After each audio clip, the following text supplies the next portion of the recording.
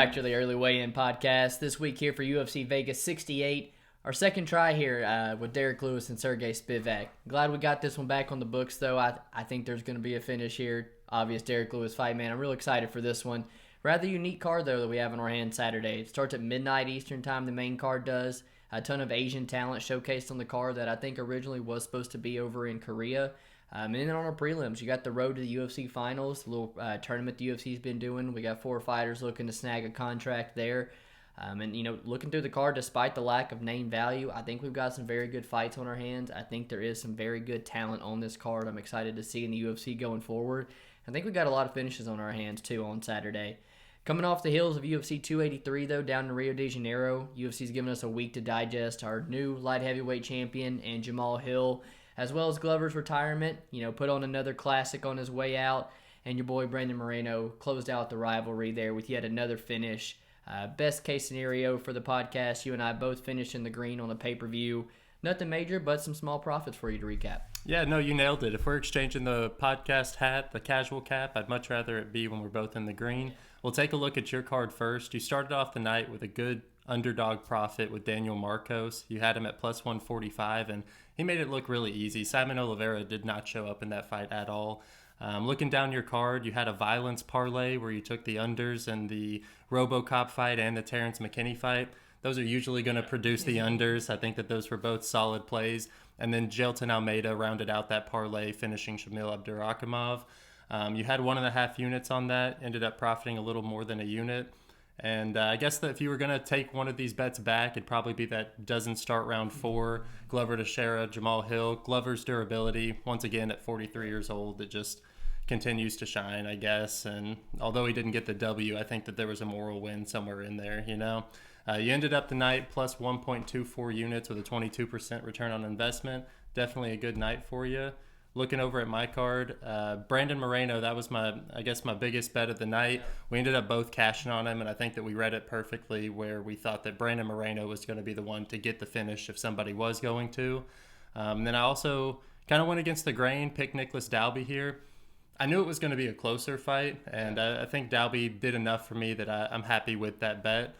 Although I know some people might have saw that fight different ways. I'm glad you didn't get robbed on the scorecards there in Brazil. That's the right guy won. Absolutely. And then I kind of had a juicy parlay as well that ended up saving my night more or less. I had Gabriel Bonfim, Cody Stamann, which was a very closer than I would have liked, and then Thiago Moises all in a parlay at plus 158. I ended up the night positive 0.17 with a 1% return on investment. I'll take the profit any day of the week. Happy that we both were in the green. In our main event, we have 2 heavyweights in Derrick Lewis versus the polar bear Sergey Spivak. Derrick Lewis, he's probably my favorite fade in the UFC, man. And I'm back at it again for another seemingly bad stylistic matchup in Sergey Spivak. If you've listened to our podcast in the past, you know Derrick Lewis. I don't have much faith in him as a fighter. At the ripe age of 37 years old and on this L2, I finally think I'm at a point where I'm comfortable saying that I doubt that he'll ever make another title run. A lot of my confidence in saying that comes from the last 2 losses that he's had against Pavlovich and Tuivasa. I feel like he's showing that he can't take that shot anymore, or is willing to take the first path out whenever he does feel power in there. I know in the Tuivasa fight there was conspiracies of taking a dive, and I think that it definitely looked odd, but I just think that that's another example of him not reacting to power well, and that's a lot coming from the KO King.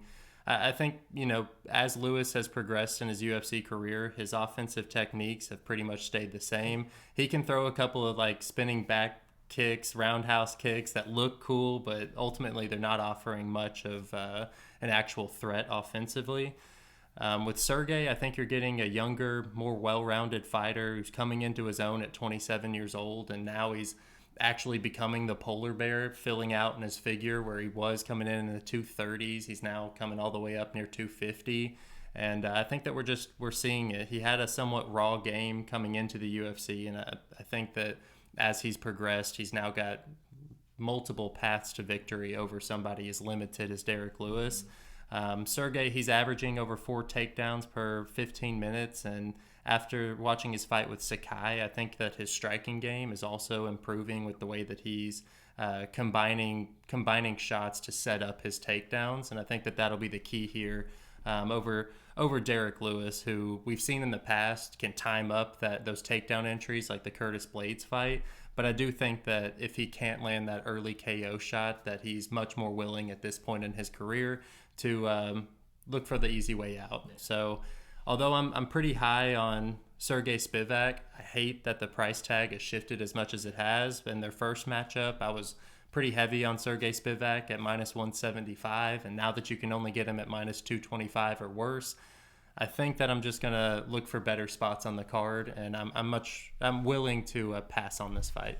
I think there's much better spots on the card. I'm going to agree with you there as well. With Derrick Lewis, yeah, you know what you're going to get at this point. You know, he's a household name, just continues to make a living off the same thing. Like, you said, the UFC knockout king. It's not just in the heavyweight, it's the entire UFC ever. Most knockouts. And for a guy whose skill set's pretty limited, for a guy who we give him pretty much a lot of shit for, it's pretty impressive. You know, the gas tank's never really stellar. You talk about never really making improvements. I'm worried that maybe that old Derrick Lewis is gone as well, you know. The fights in the past where he's taken those beatings from Travis Brown, Volkov, Tybura, and still got that heart to him to come back late in the fight. I don't know if it's there. You know, he used to have that ability to take them, and now you're looking at his last 3 losses he's put away due to strikes. And is the chin, is the heart deteriorating a little bit? That's still up in the air, but few days shy of the 38th birthday. Long history of injuries. I just don't really see the same explosiveness to Derrick Lewis that we used to see. Where it's kind of the exact opposite with Sergey Spivak. You know, it's a guy who's won 5 of his last 6, the young prospect who is getting better.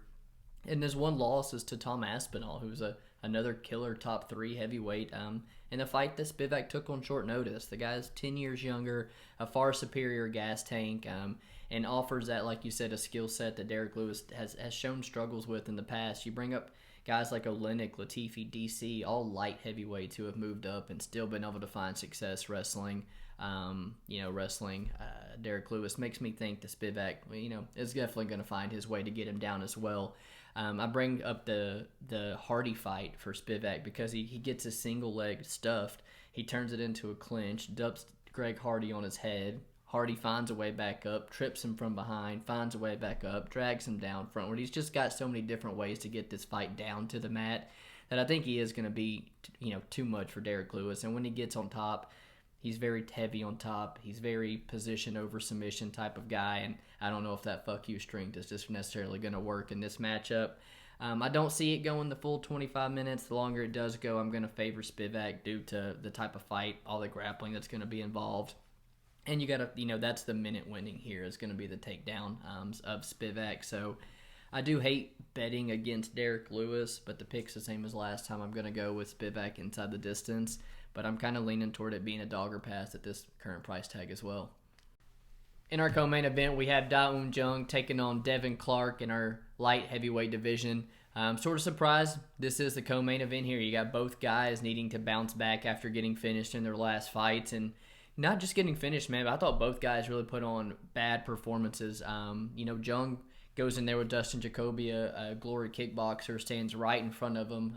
Very poor fight IQ, gave him no respect, and gets caught. And, Clark just got downright dominated, in my opinion, by Mirzakhanov. Didn't even try to wrestle at all, which would have been his perceived strength. UFC stats do not have him attempting one single takedown. He's finished in fetal position in round 3. It's just, the guy's just not really been giving you the look of what you like to see lately. So I am going to lean toward the side of Jung. I think he's got a clear size advantage here, like 4 inches in height, a couple inches in reach. It's only going to help him with his striking. We always talk about Clark being a pretty undersized light heavyweight at that. I think if he's not going to try to wrestle or doesn't land some of these takedowns, I think that size is really going to get him in trouble getting stuck at range here against Jung. The one thing I know about this fight is that Jung is the much better striker at range and has the potential to finish Devin Clark. The one unknown here is if Devin Clark has the ability to wrestle, can he put it in his game plan? And I don't really know what Jung's takedown defense looks like. It is sported at an 88%, but the guy's not defended hardly any takedowns. And if Clark Is he even going to put it into his game plan? So it's a little bit too much unknowns for me. Clark does have a ton of experience in the cage. You look at 4 of his last 6 losses, they are to current top 10 light heavyweights on the roster. I just don't know if it's going to be enough for him, man. I kind of just keep circling back to Jung having the clearest advantage, and that being on the feet, being longer, stronger, more volume, more technical. You watch these guys, similar opponent in William Knight, who they both just fought last year. And, I mean, one's a complete domination, and one of them is a very, very close fight until William Knight gasses out. So Jung's going to be the pick, but laying chalk on a guy who has a performance like he did against Sam Alvey and a performance like Dustin Jacoby, it does make me lay off of him. But Jung's the clear pick, man. How do you see this one playing out? Yeah, I've done a pretty good job of reading Jung's last few fights, including his loss to Jacoby, and I really wish that Clark had anything to offer in the striking for this fight, because I do want to make an argument that Jung's chin might be a little suspect after his last fight. It just didn't look like maybe the cleanest of punches that landed to make him flash knockout like we've seen Johnny Walker a few times. In this matchup, though, I do expect Jung to have a relatively easy Saturday night. You talked about the size advantage being a big factor in the stand-up, and then the length of him, Clark trying to close that distance, it's just going to be that much further. Jung, he rarely takes a step backwards, and oftentimes you see him kind of overextend on his punching combinations, which winds up in clinch situations, and I think in most cases that would be a bad thing, but Jung also does an excellent job of recovering by sprawling or digging underhooks, and he kind of is barrel chested, so you talked about the strength, that upper body strength. We've seen him turn around a bunch of scramble positions in the William Knight fight specifically, where he was able to out scramble, outmaneuver one of the strongest guys in the division on the ground, and he does a good job of tripping people inside the clinch. I think, I've always admired Clark for his toughness and heart, but as we've seen in that recent run, having that middleweight frame and the light heavyweight body, it's going to hold you back eventually, and I think his primary weapon being the wrestling, it just makes him expend that much more energy fighting or trying to wrestle these bigger guys in the division. For Daun Jung, I do think that this is a significant step down in competition. And as far as the UFC setting him up in this supposed to be Asian card, I think that this is a perfect opportunity to bet on the bigger, faster, younger fighter in this matchup. And it's a good spot for Jung to bounce back in. For my fight of the night, we are in the heavyweight division where we see Marcin Tybura taking on Blagoy Ivanov. And this fight has been rebooked since its cancellation just under 2 years ago, and in that time that these guys took to finally get rescheduled against each other, they've both managed to progress their UFC careers. Ivanov having a bounce-back win over Marcos Rogerio de Lima after dropping the 2 before that by split decision, and then Tybura going 2-1 against top-level heavyweights with his most recent win over King Kong Romanov, bringing that hype train to a screeching halt. I'll be honest with you, this week, the way the betting line is trending is confusing the hell out of me. Tybura opened as a minus 185 favorite and has been steadily bet down to the low minus 130s. The Blagoy Ivanov love is real, and I guess I could understand from a fan perspective why. He's got an amazing life story, getting stabbed and going into a 3-month-long coma at the peak of his career, only to be fighting in the UFC over a decade later after the incident. That being said, this version of Blagoy Ivanov that we've been getting is not something that I want to be backing with my money. I understand that Ivanov technically is the younger fighter here, but a simple eye test will tell you he's got more miles on him than Tybura. He's got the gray hair. He's always undersized in his matchup.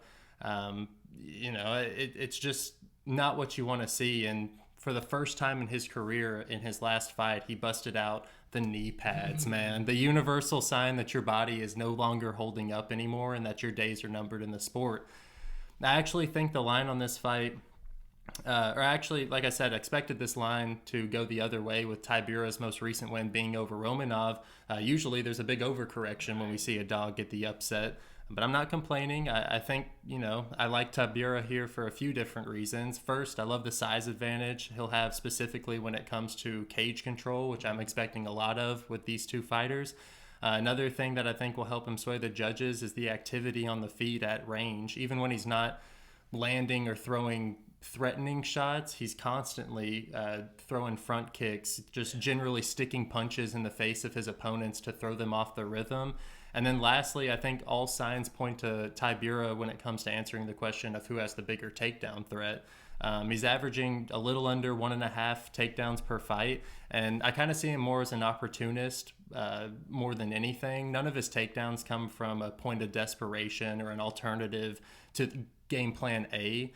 He just kind of winds up in these clinch situations often and has decent trips and throws. And even when he does shoot for the double legs like we saw in the Spivak fight, it's just perfectly timed entries off the telegraphed overhands of Spivak. It's not necessarily that that's his go-to move when he's fighting. I think Marcin's the side here, and I'll likely be placing a bet on him. I guess I'm just waiting to see how this line reacts as it gets closer to fight time, but I'm on the Marcin Tybura side for sure. So knew you picked the big boys, lots of conviction on both sides. I see a lot of action coming in, like you said, on or not on Tybura, but on Blagoy, and a fight that probably could be relatively greasy. It's my version of the Raquel versus Vieira fight from a few weeks ago. I think I might have learned my lesson there, so I don't know if I'm going to get to the betting window on it. It's like, another thing is, how often do you see a heavyweight fight line minus 200 to go the distance? It's going to be tricky, man. Both of their styles really do tend toward that decision as well. Tybura's got more decision wins than finish wins in the UFC. All 6 of Blagoy's UFC fights have gone the full distance. But I am coming out on the same side as you, man. I think Tybura, like you said, mixes it up a whole lot better. Much wider variety of strikes. You talked about the constant volume, teep kicks, much better footwork. I think I lean toward him having the better gas tank. Blagoy's gas tank did not look good against Lima last time. And the possibility, like you said, of landing a takedown, winning minutes against the cage. That comes to me on Tybura as well. So Blagoy, he's just kind of like a counter puncher with insane durability. He's got low output, nowhere near the minute winner of Tybura. And Tybura over the last couple years, man, has learned to keep his chin safe. He's not really getting knocked out and things like he used to be. Playing it safe, going to decision. So I think he's going to do enough to edge out a decision as well. Marcin by decision can be had for like plus 150. I think I would like the plus money in this type of matchup. That is line minus 200 to see the distance. So if I get to anything, it will be Marcin by decision, but good to hear us on the same side there. For my fight of the night, I'm going to the lightweight final on the road for the UFC. Anshul Jubli taking on Jeka Saragih. It is your prelim headliner here. I chose this fight because I see a lot of conviction, a lot of betting on both sides of this fight online. It line's virtually a pick'em, so I just wanted to do some digging in and see what people are seeing. When you look at it on paper, you see Jeka, who's got double the fights, double the cage time, the much stronger resume of the two, the one who's actually finishing these regional scene opponents, and leads you to think that he's only being to decision once in his career. Leads you to think that he's probably the one with a lot of the finishing upside here to get it done. When you see all the decisions on the side of Jubli, watching tape and stuff, I don't fluke, luck. They're not really the right words for it, but I do think Jeka is a little fortunate to be in this position in the finals. The matchup, the first time against Pawan Man. Pawan Man is like a 36-year-old guy. Did not look like he was in the best of shape. He was making the lightweight limit for the first time in years. And Jeka even started out a little bit slow, man, and looked to even be tiring out a little bit from all that grappling involved come the third round, despite getting that finished. And in his second fight, man, he's like the plus 250 underdog, gets a huge upset win there. And, he was kind of doing like the Tyron Woodley thing, man, backing himself up against the cage and just kind of exploding with a couple combinations. And, the right hand landed. I just don't necessarily think that fight plays out like that if you run it back a whole lot. But he is durable, man. He's strong in the clinch with the double underhands. He's got a good counter right hand. I think his best weapon is the way he finishes his combinations with the body kick. It's pretty nice to see, and Jubli being 6 foot, it's going to have a lot of body there to be hit. Probably the most easy target for Jeka to hit is going to be the body.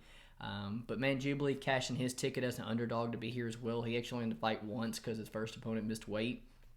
To me, man, Jubli, he's the longer fighter, man, and he really knows how to use that range and that jab well. I liked his footwork. The punches looked really straight, man. He was digging to the body to drop your hands. In the clinch, he was digging knees to you. His takedown defense might be a little suspect, but man, when he hit the ground, he popped right back up. He was, I think in this matchup, the way he was taking the center of the cage there and Jeka's tendency to back up, he's going to look like the more aggressive fighter of the two. And he's been a hard 15 minutes. That was a tough fight he had in his road to the UFC. In the third round, his coach slaps him upside the head, tells him to get his shit together. And, I mean, you see it, man. He's ready to be there. Him and his coach got a connection, man. I kind of am leaning on the Jubli side here. I think the guy's got a little bit higher of a ceiling. I think he's the one evolving as a fighter. When you look at some of those early regional scene fights, he's doing a lot of wrestling, taking these guys down. Road to UFC fight, he's content to stand and strike the whole time. The striking looks so much improved. I don't necessarily have a bet on this fight as much as I just talked about it. I'm going to go with Jubli here. I think he's going to take another decision win. I just want to see more from these guys before I start making bets going forward. For my fighter to watch, I chose Jung Kim. This one seemed like a no-brainer to me, man. You've got a women's UFC fighter on an L4 that's currently sitting at minus 280. What could go wrong, man? Don't get me wrong, I have fallen into Kim's trap before. She's got great size, especially at flyweight. Pretty decent striking when she decides to actually use it, and some incredible durability to boot.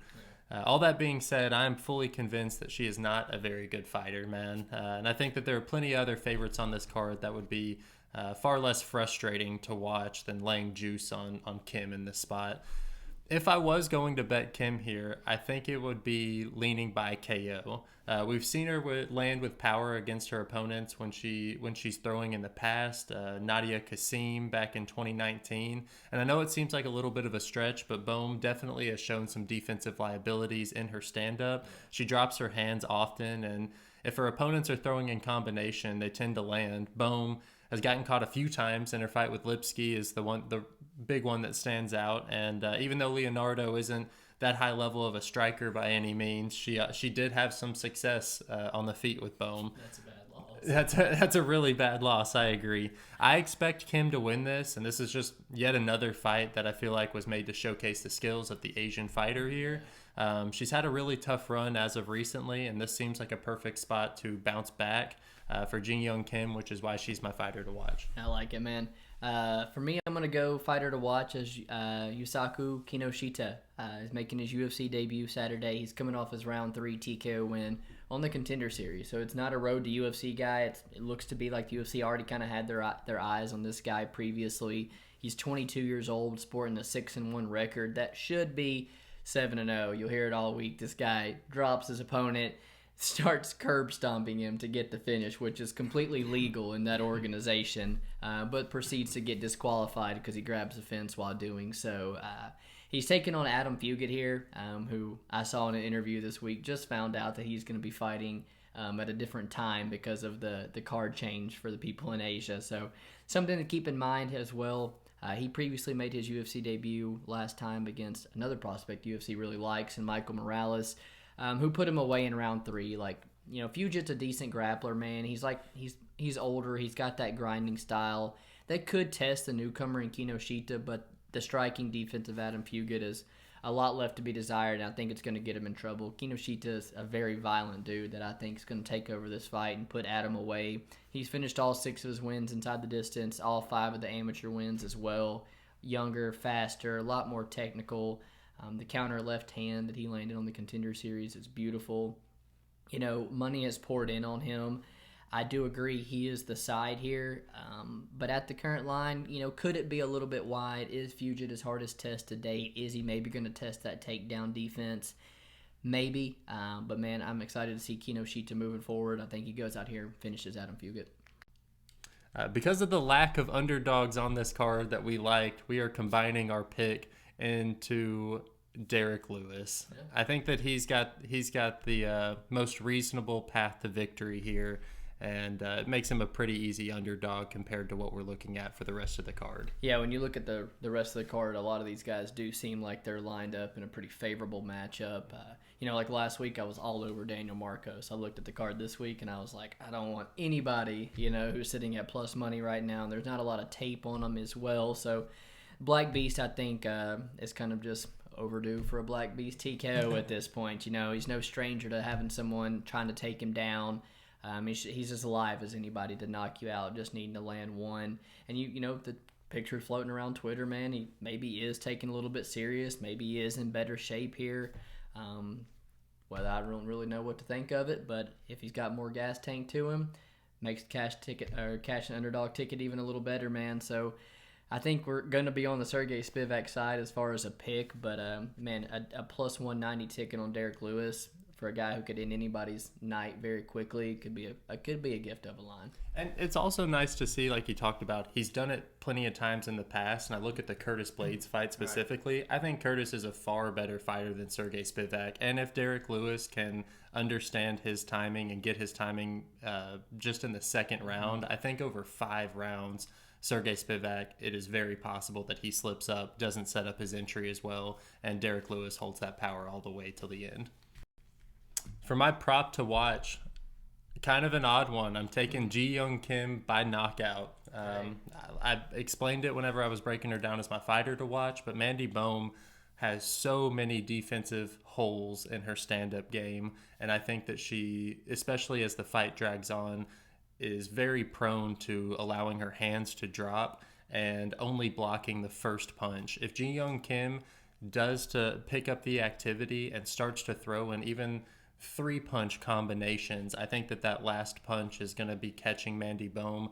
And after 15 minutes of it, I think Jung Kim, she's a big girl. She was just fighting at bantamweight. Now she's back down at flyweight. She's had finishes in the past. I do think that there is quite a bit of value on Jung Kim by knockout plus 500 or better.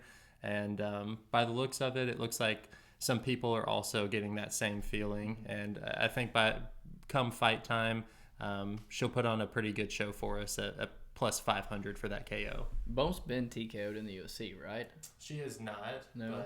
But, for some reason, I thought Lipsky did, but she almost did. You definitely talk about the defensive liability that she is, and the length of Jung Kim, the boxing that she has, the volume that she has at plus 500. I think it's a killer prop. For me, I'm going to go with Kinoshita versus Fugit under 2.5. Sitting at minus 135. I love violence in this spot. One of a couple unders I've bet. But like I mentioned before, Kinoshita has never been the distance in his entire career. And then with Fugit, you got a guy who's not seen the scorecards in his last 7 fights. These guys combine to finish their fights at a 91% rate, and you can get the under 2.5 at minus 135, which implies a 57% probability, man. I think there's a ton of value sitting on that number right there. Could almost be a gift with the history and finishing upside both these guys bring in. With picking Kinoshita as my fighter to watch, obviously I do think he's the one that gets it done with the striking, but I won't be surprised if he is tested a little bit with the grappling of Adam, who has some submission upside as well. The dude's tough, brings a good fight, but my pick, Kinoshita, puts him away here. I like the under 2.5 in that fight. Moving on to our best bet. I kind of set mine up in my fight to watch earlier in the podcast, but it is going to be Marcin Tybura.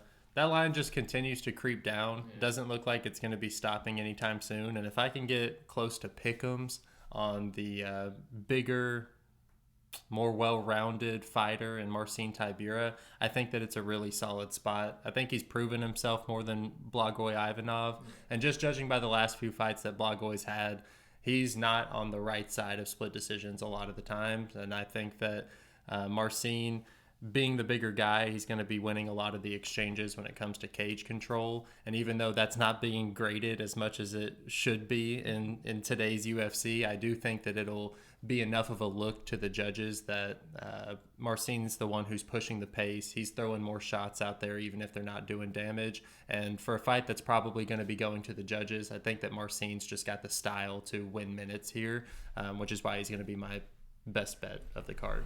That's the one I told you been staring me in the face all week, man. I feel like that could be, although it could go to decision, likely to go to decision. Tybura could look like the easy side there. I like that. Best bet for me, I'm going to go with Doo-Ho Choi, minus 182. I was a bit on the fence about making, a guy coming off of a 3-year layoff for the military sentence as my best bet. A guy who's on an L3, hasn't won a fight in almost 7 years. But it does really seem like the UFC has set this guy up to get back on track with this one. I do thoroughly like this matchup for Choi. Nelson, more of a brawler type of guy. I think could try to wrestle in this fight if he has any success with it. Man, I think it will eat at that gas tank. He is cutting to 145 here, which tends to lend to his gas tank and durability both going down the drain.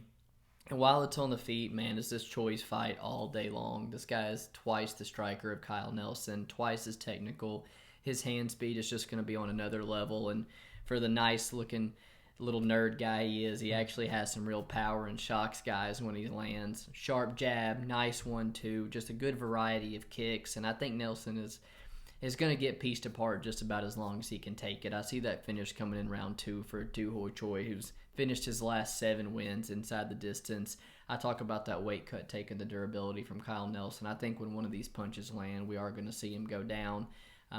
Only 31 years old, coming off those, the brawl with Cub Swanson, the knockout losses.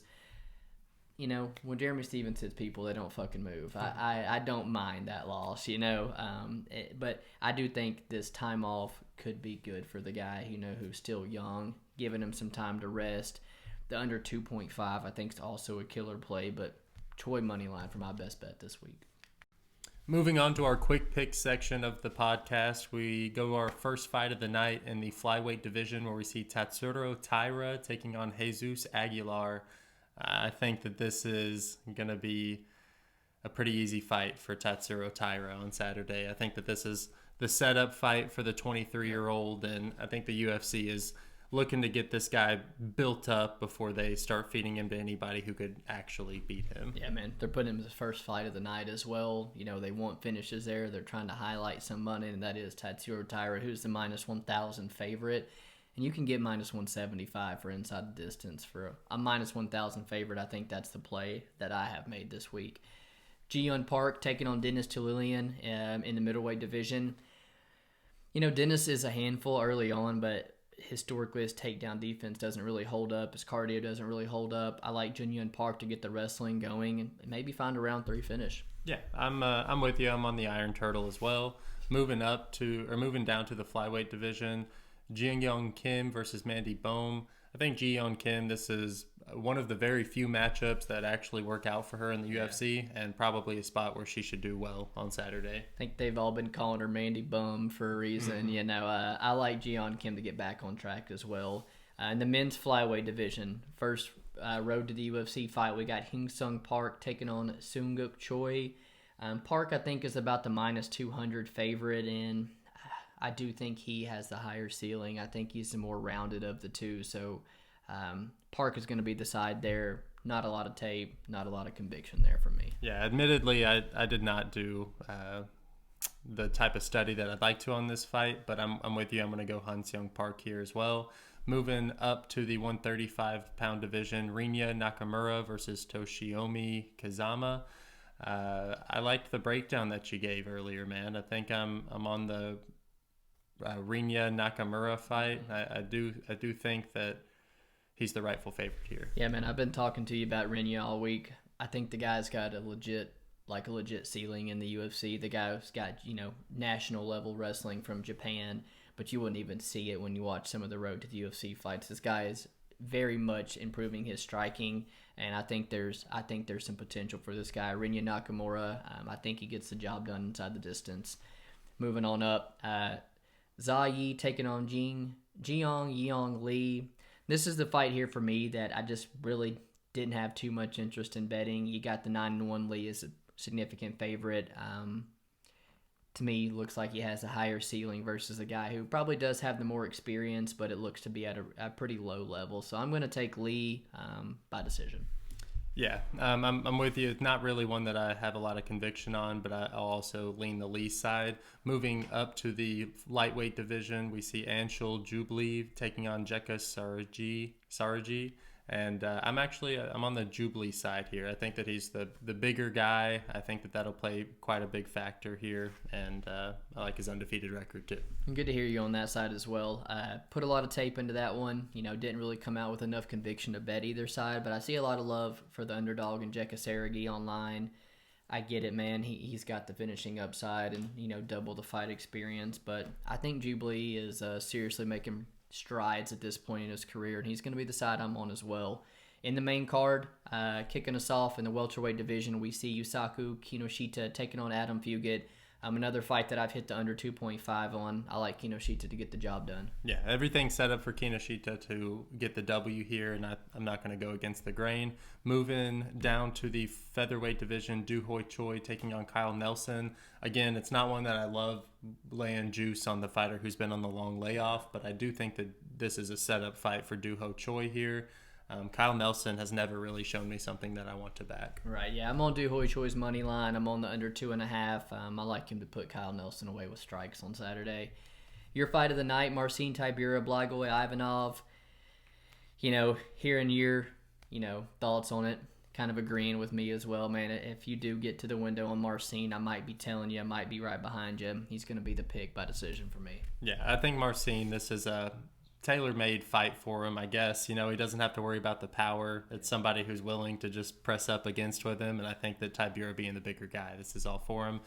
Moving on to the co-main event in the light heavyweight division, Daeun Jung taking on Devin Clark.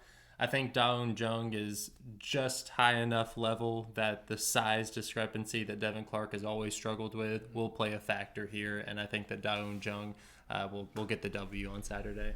All week, I before looking at it, I kind of wanted to take the dog shot on Clark, who has been in the cage with Kutilaba, Rakic, Blachowicz, you name it, and he doesn't have the fight IQ, doesn't seem like he's still got it in him left, and I think Daeun Jung is just going to be too much on the feet as well. To our main event of the evening, 265-pound division, we got Derrick Lewis taking on Sergey Spivak. I'm going to go Sergey Spivak for the pick. The line has gotten away from us, and at this point, like I said, we're overdue for a Black Beast knockout. So I think it's dog or pass at the current line. Gun to the head, Spivak's the pick. Yeah, we picked Lewis as the dog, but that's because there wasn't very many options. I do think that Sergey Spivak is going to get the W here. I think it's a tailor-made matchup for him, and younger, faster, more potential right now. Sergey Spivak is the pick for me as well. I'm with you, man.